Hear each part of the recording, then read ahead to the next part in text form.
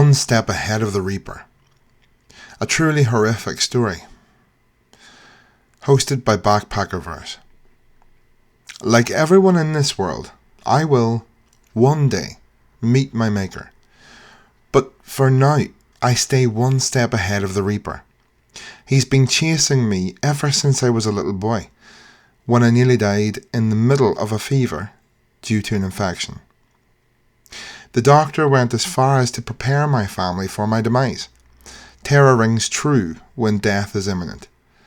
I remember lying in my bed, drenched with sweat, as the light in the room darkened to pitch black.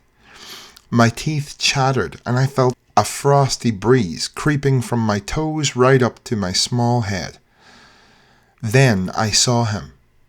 A tall, frightening, hooded spectre, descending from the darkest shadows in what I thought was my bedroom.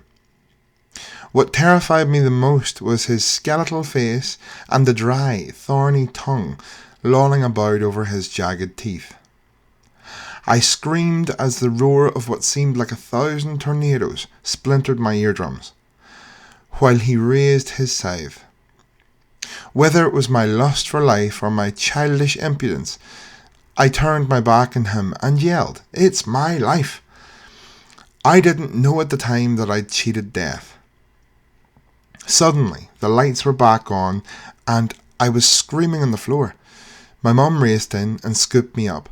I tried to tell my parents about what had happened, but they all assumed that the fever had made me hallucinate. From that day forward, I had an incredible understanding that I was in control of my destiny. I knew deep down in my soul that the only reason people died was due to them giving up and losing the fight. I was afforded the opportunity to cheat death many times over the years, despite my attempts to stay safe. When I was a teenager, doing what reckless teenagers were apt to do, speeding in my car, he returned. It was a rainy night and the car crashed into a huge tree. I was barely conscious when I heard the familiar tornadoes. My eardrums pulsed in pain as the pitch black darkness tried to consume me, while my bloodied head tried to lift up. I remember gripping the steering wheel and, through gritted teeth, screaming, "It's my life! It's not my time!"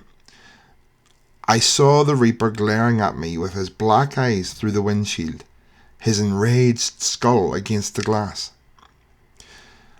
After butting his skull angrily against the glass, he disappeared, and I was suddenly dragged out of the burning car. One of the creepiest encounters was when I was in my late 20s, carelessly walking through a bad neighbourhood. I was checking out an isolated section of scrubland next to a railway track when I heard footsteps behind me. Before I could turn around to face my attacker, I felt the searing pain of a long blade being thrust into my back. A flash of cold panic rushed throughout my nervous system as the attacker plucked my wallet from my pants pocket. Then the deafening tornadoes rushed into my ears while the impenetrable darkness washed over me. The Reaper appeared in front of me, striding towards me with his huge scythe, held high by a skeletal hand. He seemed to be mocking me as an evil laugh broke through the tornadoes in my ears. "Now you're mine." He dragged me up with the other bony hand, bringing my face only an inch away from his terrible face. I felt his sandpaper tongue scrape my cheek as the bottomless pits that were his eyes bore into my soul. Screaming, "I'll never be yours," into the Reaper's face, I saw a flash of light as he yelled in outrage, "No!" Since then, I've been on constant lookout. My wife recently gave birth to a beautiful baby boy. The other night, I could have sworn I saw a shadow hovering over them both in the darkness.